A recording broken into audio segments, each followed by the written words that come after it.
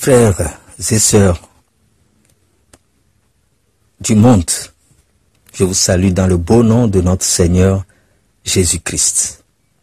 C'est votre frère, révérend Georges David Ada, du Togo. Je voudrais parler à tous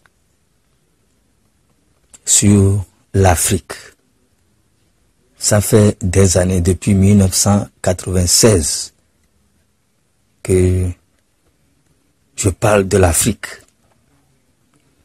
Et Dieu m'a donné depuis ce temps un commentaire de la carte de l'Afrique, où j'ai pu démontrer que l'Afrique représente une tête humaine. Et je sais qu'à l'époque, beaucoup voient le continent africain tout naturellement. On apprend même à le dessiner à l'école, au collège. Mais un jour, Dieu m'a inspiré de bien voir la carte de l'Afrique. Et Dieu m'a fait comprendre que il s'agit d'une tête humaine. Et cela, ce n'est pas le hasard qui l'a façonné. Au moment de la séparation des continents, le hasard ne peut pas faire cela. C'est la main puissante de Dieu. Et c'est la preuve que Dieu existe. C'est la preuve que Dieu donne aux hommes, surtout les personnes rationnelles qui veulent voir avant de croire. Dieu leur dit, voilà le signe.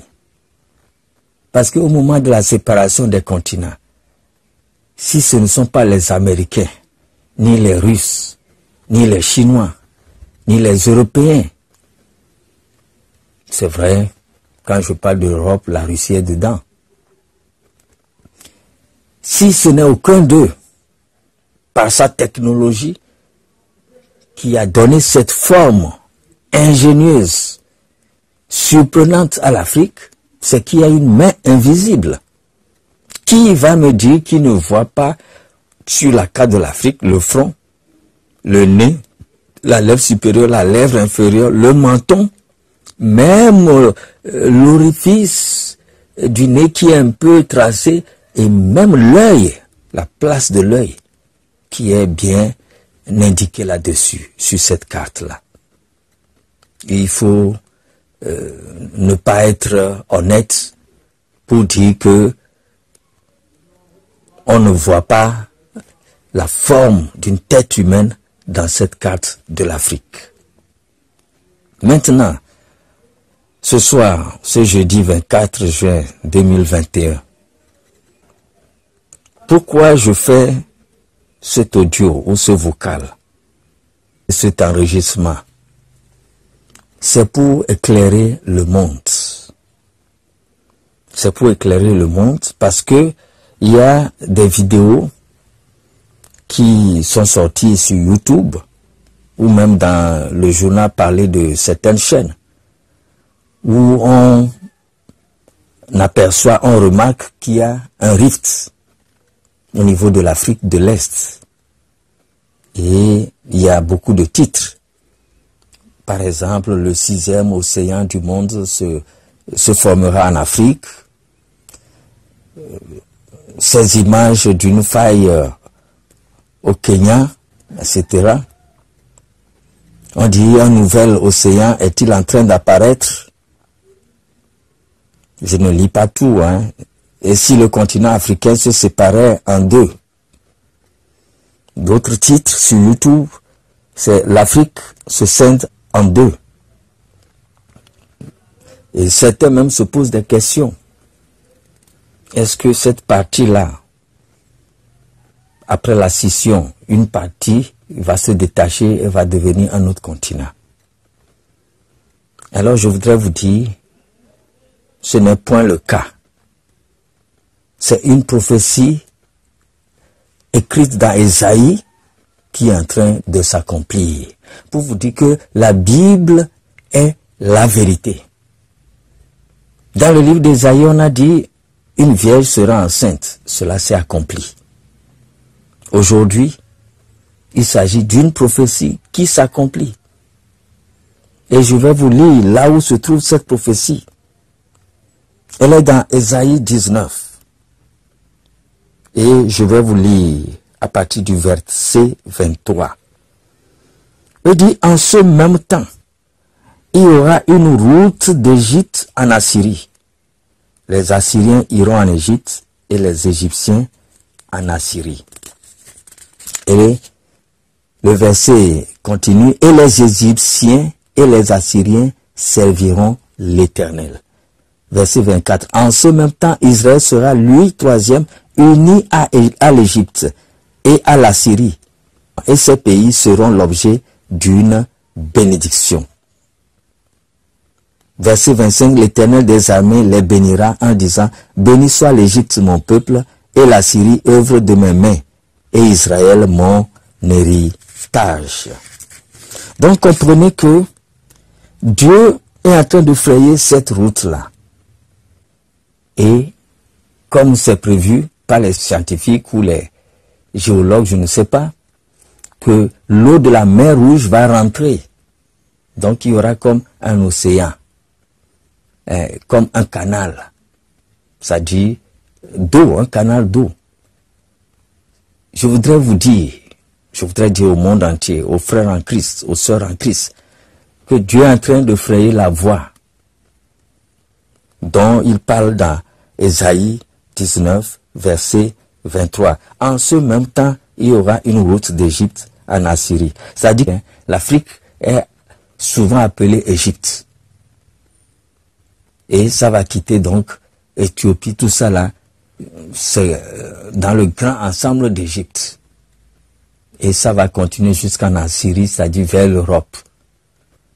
Donc, Dieu est en train de frayer cette voie-là, cette route-là. Et ça veut dire que si Dieu veut créer une route, ça ne peut être une route goudronnée. Est-ce que c'est les anges qui vont amener le gravier? Non. La route que Dieu crée, c'est ce qu'il fait naturellement. Et des bateaux peuvent aller d'un coin à un autre coin. Mais comprenez cela comme cela. Et donc, frères et sœurs en Christ, la parole de Dieu est véritable et s'accomplira certainement. Sa parole est la vérité. Et elle ne ment point. Maintenant, concernant l'Afrique, j'ai été, sans me vanter, le premier à démontrer que l'Afrique représente une tête humaine, à le présenter dans des vidéos. Un journal ghanéen PNP en 99 a déjà publié ce commentaire-là de la carte de l'Afrique, où je commente même Madagascar, ce que ça veut dire, la place d'Israël, ce que ça veut dire. Mais les gens ont en quelque sorte fermé les oreilles. Ça ne leur dit pas grand-chose parce que le diable leur dit ne l'écoutez pas. Je crois que si c'était un Américain qui a fait cette découverte, ou un Français, les chaînes internationales allaient en parler. Je suis le premier à avoir même commenté toutes les cartes, c'est-à-dire des continents. Ce que veut dire l'Amérique du Nord, l'Amérique du Sud, l'Australie et le bloc Euro-Asie. Mais aucune reconnaissance. Même les vues, quand vous considérez les vues sur YouTube, vous voyez que aucun intérêt auprès des gens pour dire que cela est attaqué par le diable.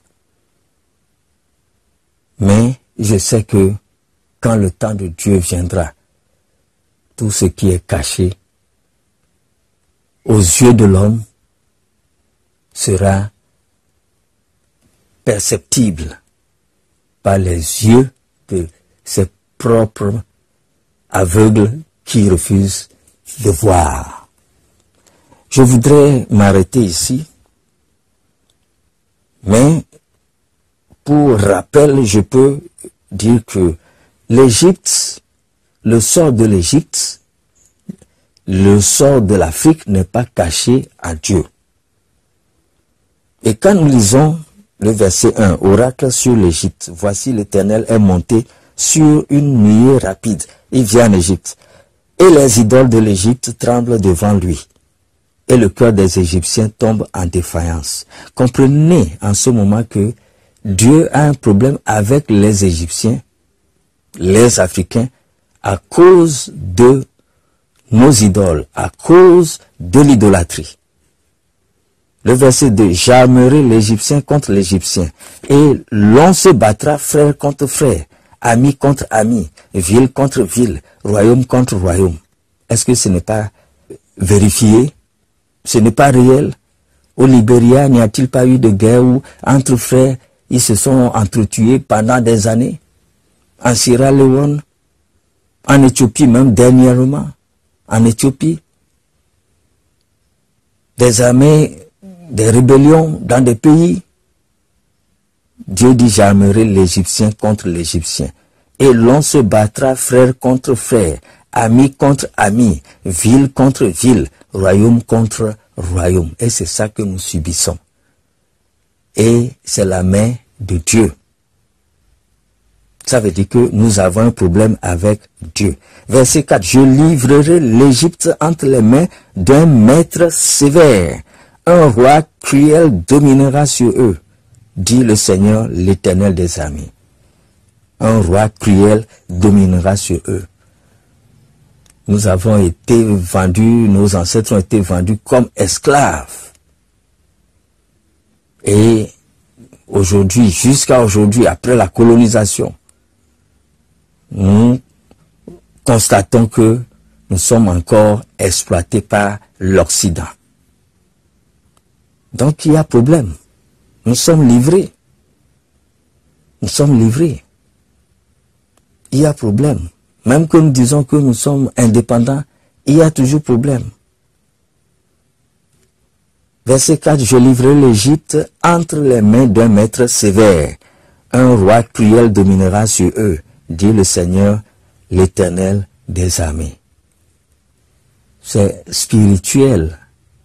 Nous, on peut juste prier que c'est la France, mais c'est spirituel. Ce roi cruel, c'est un roi spirituel qui s'assure que l'Afrique est 50% de tout l'or mondial, est 90% à peu près de toutes les réserves diamantifères, est du pétrole, de la richesse, mais soit encore pauvre, soit sous l'autonomie d'autres personnes ou de l'Occident.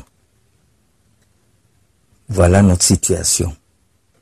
Et le verset 18, en ce temps-là, il y aura 5 villes au pays d'Égypte qui parleront la langue de Canaan et qui jureront par l'Éternel des armées.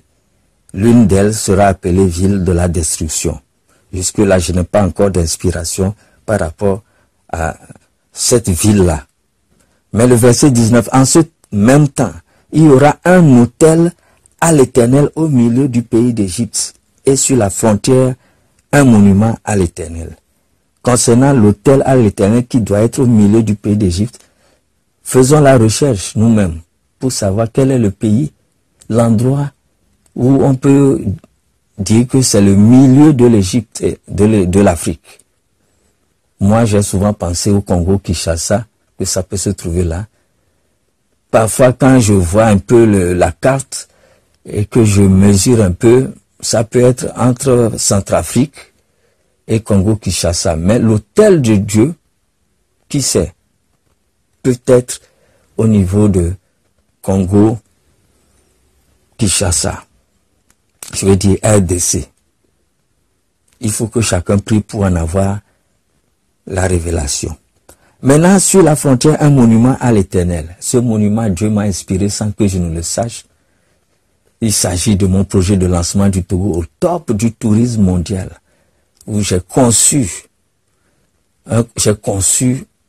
pratiquement un monument qui illustre l'Afrique comme étant la tête d'un être humain, avec son buste, mais qui fera l'objet d'un grand bâtiment, à l'instar de la Tour Eiffel, pour attirer les touristes du monde entier.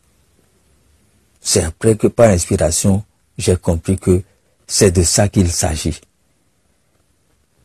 Et ce ne sera pas un monument comme les monuments qu'on voit, mais Dieu m'a déjà inspiré par rapport à ça, et ça se trouvera au Togo, parce que quand on prend la frontière, c'est un peu la frontière avec la mer. Ce n'est pas les petites frontières morcelées que les Occidentaux sont venus nous imposer.